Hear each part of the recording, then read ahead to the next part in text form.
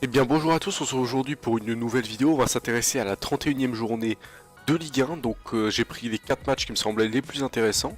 Donc le premier match que j'ai choisi c'est Bordeaux-Marseille, tout simplement parce que Marseille ça fait plus de 40 ans qu'ils n'ont pas gagné à Bordeaux. Et donc cette année on a un Bordeaux qui est vraiment très très faible, on peut le voir au classement 13e du championnat. Et pas que cette année, ça fait quand même quelques années que Bordeaux, les résultats c'est pas exceptionnel. Sur les 5 derniers matchs ils ont aucune victoire, 2 défaites et 3 nuls, tandis que Marseille est un peu mieux, même si Marseille ça reste très très décevant, notamment le match face à Angers la semaine dernière où ils menaient 2-0 et ils se sont fait remonter. Ils se sont sabordés eux-mêmes, c'est la seule chose que j'ai à dire sur ce match.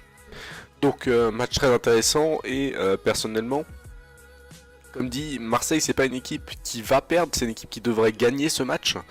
Mais comme on l'a vu face à Angers, c'est très décevant. Donc je dirais que c'est soit un match nul, soit une victoire de Marseille. Donc je vais essayer de faire un peu plus les pronostics par rapport aux paris qu'on peut faire sur les sites de paris sportifs. Vu qu'actuellement j'en fais pas mal et du coup ça... Je dis pas que ça peut vous aider hein, si vous pariez sur mes résultats, je dis pas que vous allez gagner de l'argent, mais je vous donne juste mon avis. Donc là je dirais match nul ou victoire de l'OM. Ça me semble très compliqué d'avoir une victoire de Bordeaux vu la forme actuelle. Ensuite le match Lyon-Dijon, donc on est sur un match pour la Ligue des Champions, donc la lutte pour la deuxième et troisième place.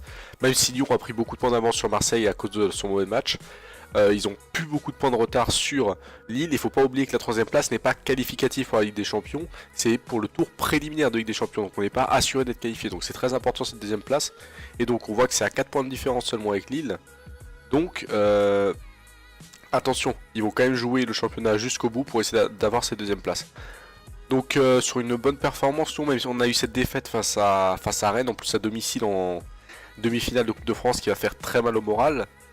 Après je pense qu'ils sont capables de se remettre de leur émotion, sachant que c'est la dernière chose qu'ils ont à jouer, Lyon. Ils jouent contre Dijon qui sont derniers, donc ils sont quand même très favoris, je pense que ça va être une victoire assez facile de Lyon. Ils vont certainement se prendre un but parce qu'ils ont vraiment des gros problèmes de défense. Et embarquer au moins 2, donc je dirais une petite victoire 2 ou 3. Hein. Pour moi ça me semble être un score assez plausible. Ensuite on passe sur le match Reims-Lille, donc ça va être un match très difficile. Parce qu'on sait que Reims ne perdait plus depuis je crois 6-7 matchs, ils perdaient plus. Et là ils se sont fait éclater complètement 4-0 par Strasbourg, donc surprise un peu, et Strasbourg qui est de retour de sa victoire en Coupe de la Ligue et qui a fait plaisir à ses supporters en plus sur leur pelouse.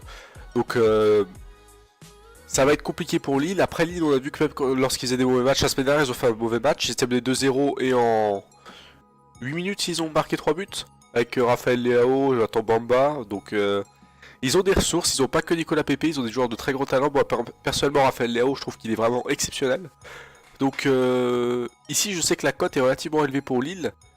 Et pourquoi pas, bon, pas tout mettre sur une victoire de Lille, mais pourquoi pas parier, ouais, moi personnellement c'est ce que j'ai parié, j'ai mis un petit combiné avec la victoire de Lille parce que ça me semblait assez probable, donc pourquoi pas.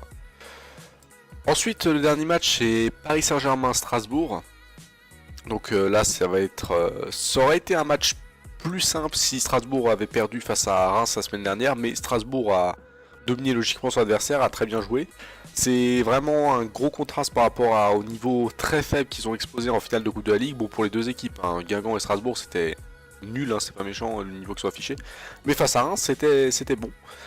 Donc bon, après ici Paris Saint-Germain à domicile face à Strasbourg, je vois pas comment c'est possible que Strasbourg gagne, donc j'irai ici une victoire assez facile du Paris Saint-Germain, mais attention, retour de Neymar, mais je pense pas qu'il y aura non plus énormément de buts, faut jauger quand même. Je pense que ça va être une victoire assez propre, pourquoi pas 2-0 ou 3, hein, une victoire un peu comme ça.